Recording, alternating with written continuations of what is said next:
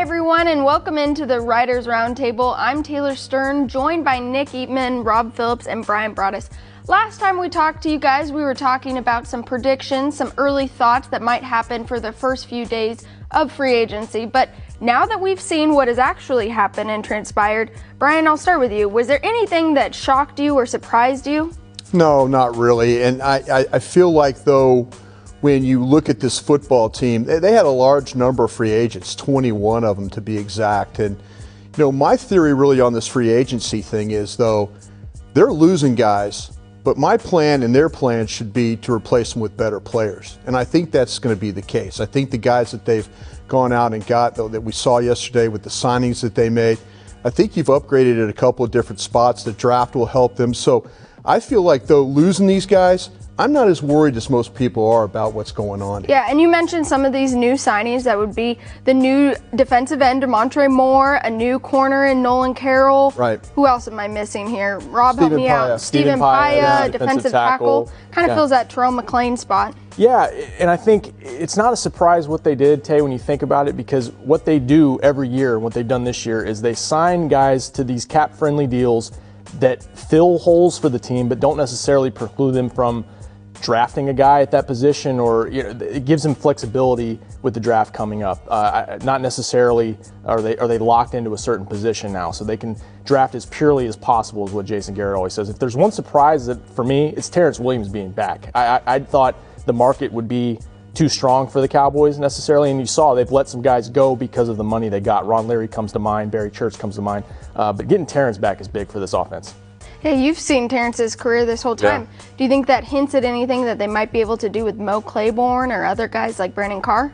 Well, I think the Nolan Carroll move probably makes sure that one of those two guys isn't coming back. And I still think Carr has a chance to come back. Mo, he's been talking to some other teams here, and he might be on the move there. But just like Rob said, a move like Carroll, it just kind of tides them over a little bit. If cornerback is the best spot for them in the draft at 28 or in the second round, they're going to go over that route. So Nolan Carroll, Stephen Paya, DeMarcus Ware, good enough to maybe play and plug in right now.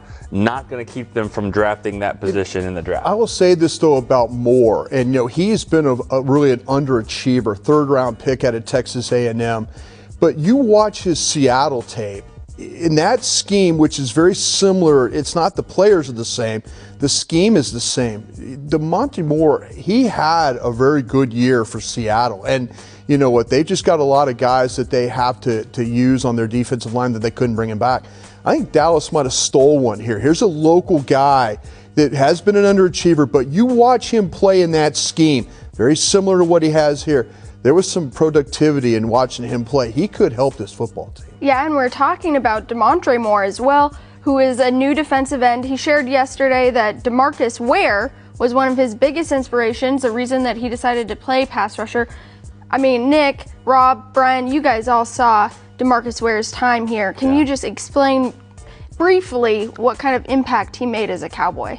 Well, I mean, DeMarcus was brought in 2005 with Bill Parcells, when Parcells drafted him to try to help and see if they could make this transition in a couple of years to the 3-4, and he did it right away with some of the other guys that they added. But DeMarcus was just, I mean, Rob and I were probably standing next to each other back at training camp when he did that drill around the hula hoop or whatever you want to call it. You've talked about it before. I mean, it was an unbelievable player. He was a great guy, all-time leading, sacker here in Cowboys history. Just a phenomenal player. Just like Witten and Romo, you wish that they could have had more success, but he actually did get it. As talented as he was, and you described that really well, I'd say the durability and the fact that his teammates could always count on him. He missed 3 games in 9 seasons with the Cowboys, and then played another 3 years with Denver, got them to a Super Bowl. That game in 2009 always stands out for me. Carted off the field against San Diego, and 6 days later comes back with the neck strain.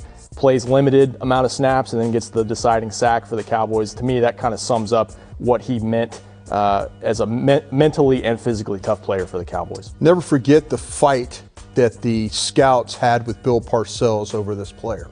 And, if you look at him and Sean Merriman, Bill wanted Sean Merriman. There was no question about that.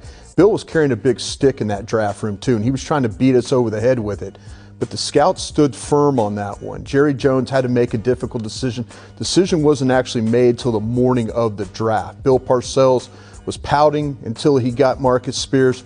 But I'll tell you what, there were a lot of high fives in that room. DeMarcus Ware was everything that we thought he was going to be as a football player, and the scouts and the coaches, and that's the way it went down right there. And I was proud to be a part of that because the argument was good. The first game he ever played up in Seattle, he had a diving interception. That's normal. Right. I mean, yeah. He's supposed to be playing a pass rusher. Can he even make this 3-4 outside linebacker transition? He makes a diving interception. I think he had 2 sacks against Walter Jones, a great tackle for Seattle. And Parcells says in the fellas, let's not put him in Canton yet, okay? Well, Bill, I think we're getting close to be able to do that. About 5 years. Yeah, 5 years. Get ready for that one. He will be going to Canton, and we're seeing these other guys retire, different things like that happening. Stay tuned for all things free agency, other offseason events on DallasCowboys.com. Thank you so much for watching.